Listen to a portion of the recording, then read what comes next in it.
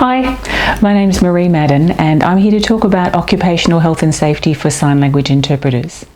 The first thing I want to say in introducing the topic is that we do really need to be mindful all the time that sign language interpreting isn't only cognitively demanding, and we all know that it is, it's also very physically demanding. And those physical demands come from the really rapid movements that we make when we're using sign language. So movements of the hands, the wrist, the forearms, your shoulders. But what goes along with that is that a really significant load is placed on the neck and the shoulders and the back, which creates stress and tension. One of the most important things you can do as an interpreter is to be aware of warning signs and to look out for them and to act on them when or if they appear. I'm just going to refer to my notes now. And the first thing you need to look at stage 1 of the development of an overuse injury is that you'll feel a sense of heaviness or pain or fatigue or ache at the end of a day of work, but usually that will resolve overnight. So you wake up the next day and you feel fine. You might not necessarily have any impact on your work performance, so you can get up the next day and go off to work and it will be okay. You won't necessarily see any signs apart from feeling a bit tired at the end of the day.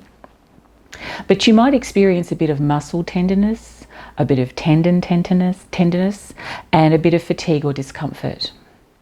And those kinds of symptoms can persist for weeks or months, but if you don't do anything about it at that stage, you're going to progress to a greater level of injury. And what you might see at that stage 2 level is that that experience of fatigue starts earlier in your workday and it persists for a bit longer. And sometimes it doesn't actually resolve overnight, so you wake up the next day feeling tired and feeling sore still. You might also find that at this stage that your sleep is interrupted or disturbed because of the symptoms that you're feeling. You might at this particular stage experience a bit of tingling or a bit of swelling, so some signs might become evident. And you might also have persistent pain or weakness in the muscles that are affected. And again, this can persist for several months if you don't do anything about it. And if you don't, it can progress to level 3 or stage 3.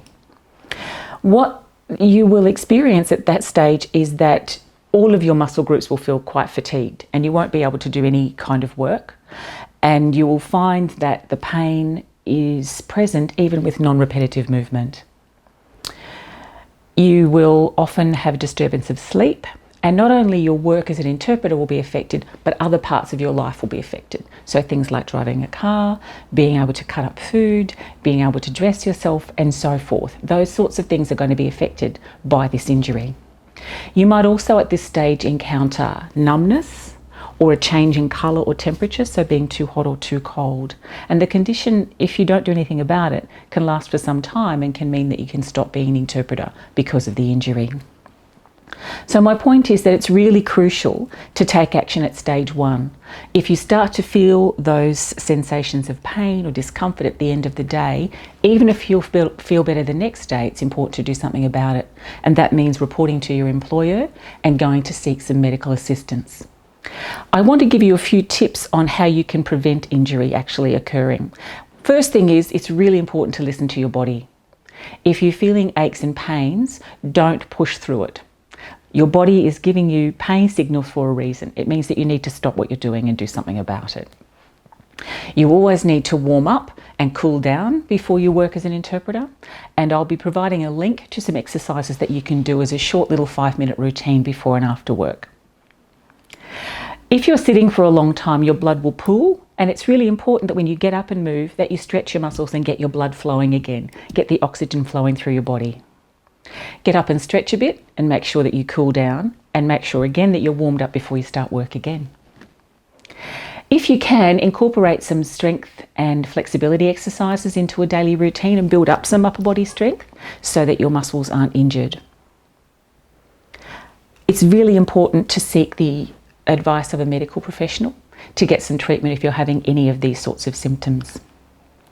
What I found really useful too is to have a colleague watch you while you're interpreting if possible, or film yourself interpreting so that you can see if you have any kind of awkward posture when you're working as an interpreter. If you're holding your hands or your arms or holding your body in a really uncomfortable or awkward or inappropriate way, that can contribute to injury.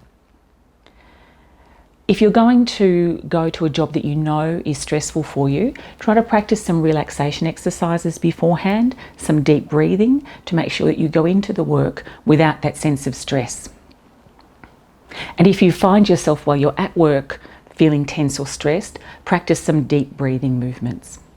The final thing I'll suggest is that it's really important not to switch dominant hands. So if you're a left-handed person and you get an injury in your left hand, don't try to make your right hand do more work because it's not as strong and it'll be injured more quickly. These are the sorts of things that you can do for yourself, but it's really important also to remember that workplace health and safety is the responsibility of the employer as well as the worker. So whoever that is you're working for has a responsibility in workplace health and safety law to make sure that your working environment is a safe one.